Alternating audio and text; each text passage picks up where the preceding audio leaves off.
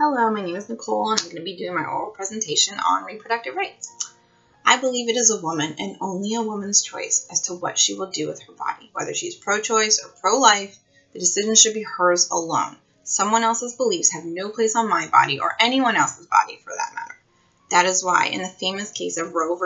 Wade in 1973, the U.S. Supreme Court ruled that a woman's privacy, therefore her right to choose, were protected under the 14th Amendment. What's disturbing is that it took till 1973 for this country to realize its basic human right. And even more alarming, that is in 2016, we are still fighting this battle. And while I don't believe this is necessarily a men versus women's issue, but a basic human right issue, it's true that men have never had to fight for their reproductive freedom like women have. For example, in 2014, state legislators tried to introduce 468 restrictions on women's reproductive rights. Compare that to the 0 restrictions that have been placed on men's reproductive rights, ever. But this is not a men versus women's issue. This is a basic human right issue protected under our 14th Amendment. But if conservatives have it their way, a corpse will have more rights than a pregnant woman. I say that because we have laws that we follow to protect a corpse. We abide by a corpse's last wishes.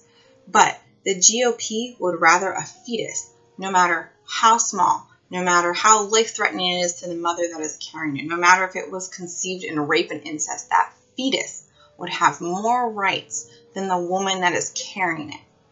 Now, we all know the best way to prevent an unwanted pregnancy is to abstain from sex completely. But unfortunately, studies have shown that abstinence-only programs have little to zero effect on teens. And in fact, in a nationwide survey, 95% of adults between 18 and 44 have admitted to engaging in premarital sex. The bottom line, men, women, teens, people are going to engage in some type of sexual activity. The best way to prevent unwanted pregnancies and STDs is to teach proper sex education. That's why we need places like Planned Parenthood and other similar organizations. What conservatives don't understand is that Planned Parenthood does so much more than occasionally offer abortion services. They offer low-cost health care, STD and HIV testing, birth control, and they offer counseling. Defunding and shutting down these places is and will have huge negative impacts on women's health. We have come a long way in the fight for reproductive rights, but this election year has shown how much more progress still needs to be made. Being pro-choice does not mean that you are pro-abortion. It means that outdated laws and other people's beliefs have no place on your body. Pro-choice means that in this country, you should have the right to choose whatever you feel is best for your reproductive health. That's the bottom line. So thank you for watching, and I hope I helped to shed some light on the subject.